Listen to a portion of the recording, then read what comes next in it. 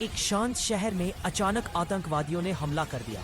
चारों तरफ दहशत फैल गई, गोलियों की आवाज, लोग चीखते हुए इधर उधर भागते हुए। पुलिस भी हालात संभालने में मुश्किल महसूस कर रही थी। इसी बीच सेना का एक बहादुर सिपाही कैप्टन अर्जुन वहां पहुंचा। उसने बिना समय गंवाए अपनी टीम को सुरक्षित दूरी पर तैनात किया और खुद आगे बढ़ गया। एक आतंकवादी ने स्कूल की बिल्डिंग में बच्चों को बंधक बना लिया था। कैप्टन अर्जुन बिना डरे खिड़की से अंदर घुसा। शोर किए बिना बच्चों को इशारे से छुपने को कहा। फिर बिजली की स्पीड से उसने आतंकवादी का हथियार छीनकर उसे काबू में कर लिया। बाहर खड़े बाकी आतंकवादियों ने फायरिंग शुरू कर दी, पर अर्जुन अकेला नहीं डरा। उसने अपनी ढाल उठा ली और जवाबी फायरिंग करते हुए धीरे धीरे आगे बढ़ता रहा। कुछ ही मिनटों में उसने पूरा इलाका सुरक्षित कर दिया। सारे बच्चे, लोग और पुलिस वाले उसकी तरफ कृतज्ञता से देखने लगे। शहर फिर से शांत हुआ और कैप्टन अर्जुन के साहस की चर्चा हर जगह होने लगी। उसने मुस्कुराकर कहा, देश की रक्षा मेरा फर्ज है और मैं हमेशा तैयार हूँ। जंगल का माहौल अचानक डरावना हो उठा। हवा गरज रही थी, पेड़ कांप रहे थे। उसी समय शेर की दहाड़ जैसी आवाज आई, मैं बाली हूँ, पूरे जंगल का अधिपति। तभी आसमान से प्रकाश फटा और हनुमान जी प्रकट हुए। उनकी आंखों में तेज और शरीर पर दिव्य आभा चमक रही थी। बाली हंसकर बोला, तुम मुझे रोकोगे? चलो शक्ति आजमा लो। अगले ही पल बाली बिजली की तरह हनुमान जी पर झपटा। धरती फटने लगी, चट्टानें टूटकर उड़ने लगी। हनुमान जी ने एक ऊंची छलांग लगाई और बाली की चोट को अपने गदा से रोक दिया। टक्कर से पूरा जंगल कांप उठा। बाली ने पेड़ उखाड़कर फेंक दिया। हनुमान जी ने उसे हवा में ही तोड़कर दूर फेंक दिया।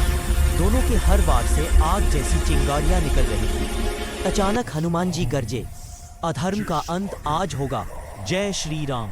उनकी गदा का एक प्रचंड प्रहार बाली के सीने पर पड़ा। बाली धरती पर गिर पड़ा।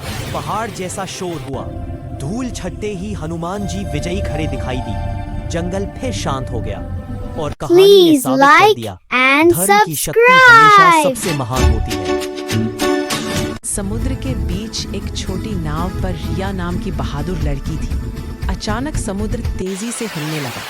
एक खतरनाक शार्क उसकी नाव की ओर तेजी से बढ़ रही थी। रिया डर गई, मगर उसने हिम्मत नहीं हारी।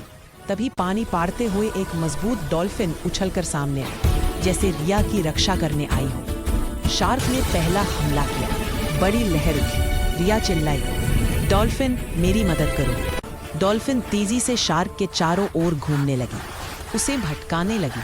शार्क और गुस्से में आकर डॉल्फिन पर झपटी। उसी समय रिया ने अपनी लकड़ी की चप्पू उठाई और शार्क की नाक पर जोरदार चोट मारी। शार्क पल भर के लिए रुक गई। उसी मौके पर डॉल्फिन ने अपनी पूरी ताकत से शार्क को धक्का दिया। शार्क दूर जाकर समुद्र में गायब हो गई। रिया ने डॉल्फिन को प्यार से छुआ और बोली, धन्यवाद दोस्त, आज हम दोनों ने मिलकर खतरे को हरा दिया।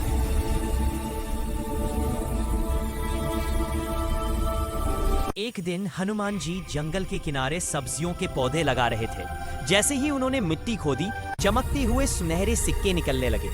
हनुमान जी मुस्कुराए, वाह, यह तो मेहनत का फल है। उधर पास ही एक ध्यान का राक्षस भी अपने मन से एक गाजर का पौधा लगा रहा था। वह मन में सोच रहा था कि इससे उसे अपार ताकत मिल जाएगी। लेकिन जैसे ही उसने पौधा गाड़ा, नीचे से भयानक कीड़े और काली चींटियां निकलकर उसके हाथों पर चढ़ गए। राक्षस घबराकर चिल्लाया, अरे यह क्या हो गया? हनुमान जी उसके पास आए और बोले, राक्षस, पौधा तभी फल देता है जब मन में साफ नियत और मेहनत हो। लालच से हमेशा कीड़े ही निकलते हैं। अपनी प्यारी सी आवाज से हनुमान जी बुलाते हुए प्लीज लाइक एंड सब्सक्राइब। सही तरीके से एक गांव में भीम कुमार नाम का पहलवान अपने घमंड के लिए मशहूर था। वो हर किसी से कहता, मेरी ताकत का कोई मुकाबला नहीं।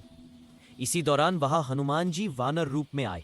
भीम कुमार ने हंसकर कहा, ऐ बंदर, मेरे सामने तेरी क्या मजाल, चल कुश्ती कर। हनुमान जी शांत स्वर में बोले, ईमान हमेशा गिराता है, पर यदि चाहो तो परख लो। कुश्ती शुरू हुई। पहले ही पल में हनुमान जी ने सिर्फ अपनी उंगली से पहलवान को जमीन पर चिपका दिया।